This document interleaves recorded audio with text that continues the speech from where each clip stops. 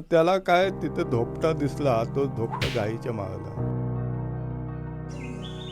लहानपणी गेलो होतो म्हटल्यानंतर ते जातात, मधल्या गाभाऱ्यापर्यंत जाऊ शकतो, त्याच्या आतल्या आतल्या गाभाऱ्यात गाभाऱ्यात.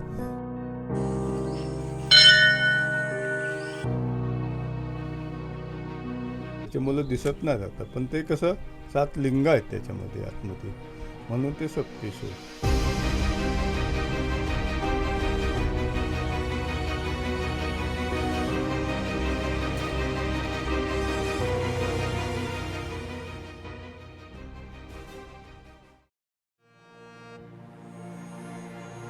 कोकण म्हणजे अलिबाबाची गुफा.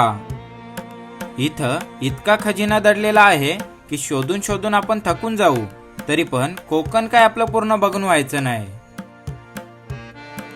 म्हणून असाच एक कोकणातला खजिना शोधण्यासाठी आज आपण चाललोय संगमेश्वर जवळ असलेल्या डोंगरांमधल्या झाडाझुडपांमध्ये लपलेल्या आणि 7 प्रवाहांच्या साक्षीने नटलेल्या सप्तेश्वर महादेवांचे मंदिर बघायला. मुंबई गोवा महामार्गावर शास्त्री नदीवरील पूल ओलांडून आपण संगमेश्वरकडे जातो आणि डावीकडे रस्ता कसबा संगमेश्वरकडे जातो. तिकडे न जाता उजव्या साईडला असलेल्या मुले हॉस्पिटलच्या कच्च्या रोड पासून सुमारे 3 किलोमीटरच्या सागाच्या दाट जंगलातून डोंगर चढल्यावर आपण पोहोचतो सप्तेश्वर महादेवांच्या मंदिराजवळ. 1-1.5 तासाची ऑफ रोडिंग करून भाई फायनली आम्ही पोहोचल्या सप्तेश्वर मंदिराकडं. भाई इथं गर्दी नाही ना, एवढी शांतता ना, एकच नंबर. गर्दी नाही, काय नाही भाई. आंब डायरेक्ट इकडं परल्यान फुल आंबत झाडाना नुसतं. सो चला, मंदिर लय प्राचीन आहे, तर बघू आपण कसं काय मंदिर आहे.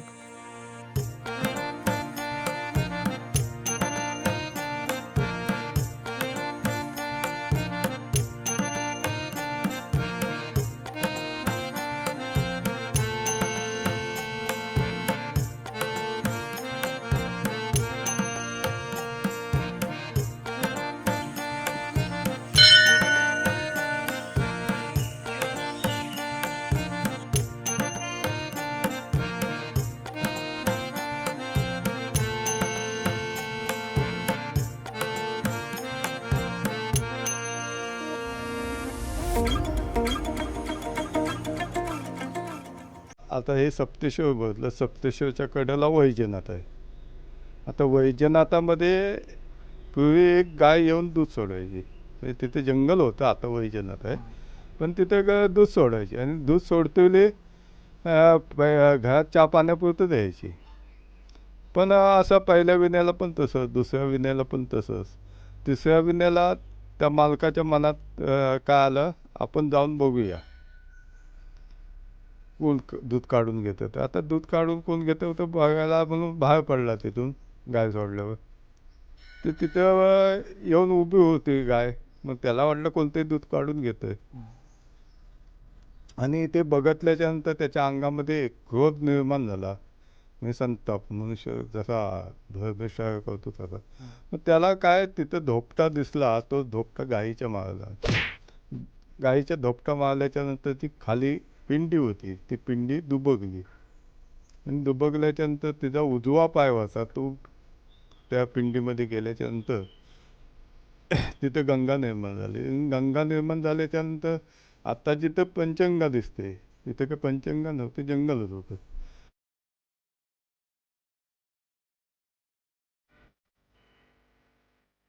पण तिथे एक 5 दिशा आहेत, पूर्व, पश्चिम, दक्षिण, उत्तर.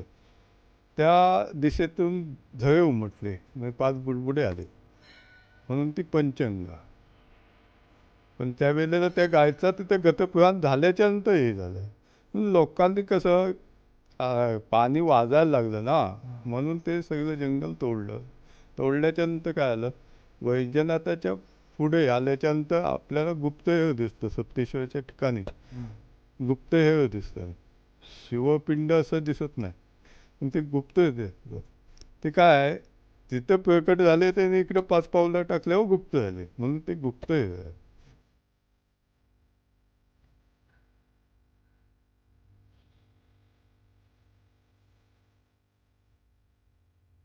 आणि हे अर्धी दक्षिण काशी आहे. हां, म्हणजे कसं, ही पूर्व दिशा आहे, ही पश्चिम आहे, ही दक्षिण आहे आणि ही उत्तर आहे. हे पाणी दक्षिणेकडून उत्तरेला वाहतं, म्हणून हिला अर्धी दक्षिण काशी पण म्हटलं जातं. तसंच त्या सप्तेश्वरच्या 7 गावातनं 7 बहिणी आहेत. हां, त्या मृग नक्षत्र लागतं ना, तेव्हा ते तिथले गावकरी मा मांगारपणाला याच ठिकाणी न्यायला येतात. आणि न्यायला आल्याच्यानंतर ते पूजा बिजा, तिथला गुरु असतो तो पूजा देवाची करतो, आंघोळ करून तळ्यामध्ये. पूजा झाली की मग तिथं फणस एक फोडून त्याची घरे काढल्या जातात. जत्रा यात्रा आपण बोलतो हां, यात्रा भोगीला होते आपली संक्रांतीच्या आदल्या दिवशी. इथे. हां, भोगीला. आणि श्रावण महिन्यात गर्दी फुल असते. 4 सोमवार अभिषेक वगैरे सगळं चालू असतं याच ठिकाणी. आणि लोकांना कसं स्वतः बसून अभिषेक करता येतो. इथे. हो. आणि मंदिरामध्ये म्हणजे 2 पिंड आपल्याला बघायला भेटतात. एक मंदिराच्या बाहेर हां, मग ते सांगितलं, ते वैजनाथ आणि हे सप्तेश्वर. त्रिशूळ. अरण्यातून निर्मिती झाल्यामुळं ते वैजनाथ.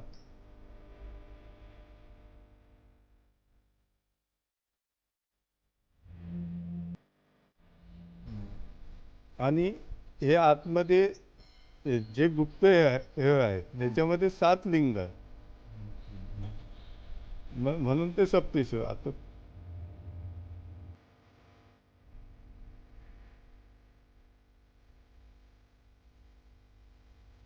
ते कसं हे झाल्यामुळं ते दिसत नाहीत 7 लिंग. पाणी वगैरे कचरा वगैरे जाऊन ते हे झालं त्याच्यामुळं दिसत नाही आता. पण ते कसं 7 लिंग आहेत त्याच्यामध्ये, म्हणून ते सप्तेश्वर. आणि पंचंगा जी आपल्याला दिसते ती पंचंगा कसं 2 बाजूला जे आहेत ते तपश्चर्या धाम आहे.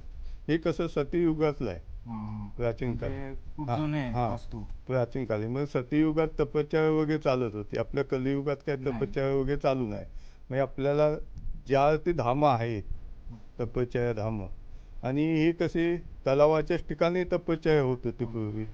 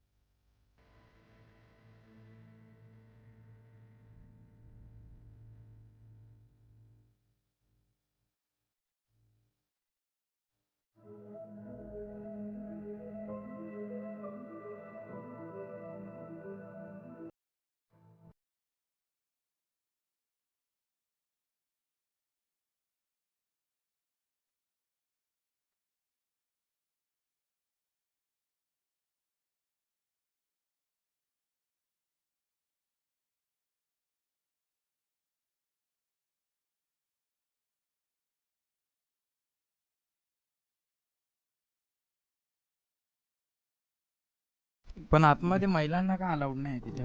हे कसं असतं, महिलांना मासिक पाळी येते ओके. आणि मासिक पाळी येते हे कधी सांगून येत नाही. आता ज्या वेळेला हे पालीचा विषय आहे हा शंकराला होता. शंकराच्या काकेमध्ये मासिक पाळी यायची आणि तो भर सभेमध्ये असा प्रकार घडला म्हणून त्यांना पार्वतीला दिलं. ऐकलं काय? आणि त्याच्यामुळं कसं त्याच ठिकाणी जाता येत नाही. हां, आणि लहान मुलांना 12 वर्षापर्यंत आपण पाठवू शकतो, पण विषय कसा होतो, आता 12 वर्षाच्या नंतर त्यांच्या लक्षात येत नाही. लहानपणी मी गेलो होतो, म्हटल्याच्यानंतर त्या जातात, म्हणून त्याच ठिकाणी लहान मुलांना पण पाठवलं जात नाही, मुलींना. असं नाही तर लहान 12 वर्षापर्यंत त्यांना जायला हरकत नाही, पण त्यांच्या मनामध्ये मग हे होतं ना, झटकन ते जातात, आपल्या लक्षात राहत नाही आपलं हे असं झालेलं आहे. आणि ते जातात. म्हणून आम्ही त्यांनाही बंधन घातलेलं आहे. ठीक आहे. म्हणजे मंदिराच्या बाहेर फिरू शकतात, फक्त गाभाऱ्यात नाही जाऊ शकत. गाभाऱ्यात फक्त नाही, मधल्या गाभाऱ्यापर्यंत जाऊ शकतो, त्याच्या आतल्या आतल्या गाभाऱ्यात गाभाऱ्यात नाही.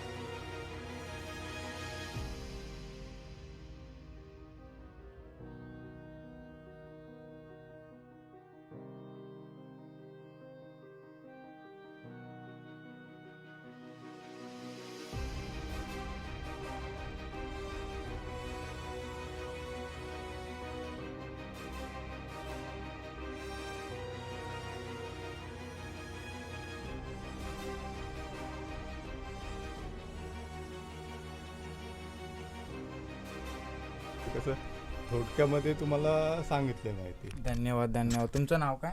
माझं नाव अशोक दाखलीन जंगम. ठीक आहे. जर तुम्ही आपल्या इकडे येत असाल ना, तर खरंच काकांच्याकडून थोडी काय माहिती घ्या आणि त्यांचा छोटासा दुकान आहे तिथे पण व्हिजिट करा. धन्यवाद काका माहिती दिल्याबद्दल आपल्याला. इथं आमचं दर्शन झाले.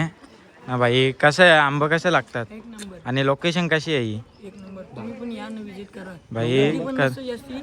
या पावसाळ्याची म्हणतो तर अजून भारी होईल. पण मस्त आहे ही लोकेशन भाई. हिडन आहे पण एक नंबर आहे, जरा जास्त गर्दीने. एक नंबर आंबा. सो चला आता इथले दर्शन झाले. आपला मंदिर तर भारी होता आणि एकदम प्राचीन मंदिर वाटतं एकदम भाई. सो चला इथले दर्शन झाले. आता थेट आपण नाश्ता करून पोहोचू गणपतीपुलेला.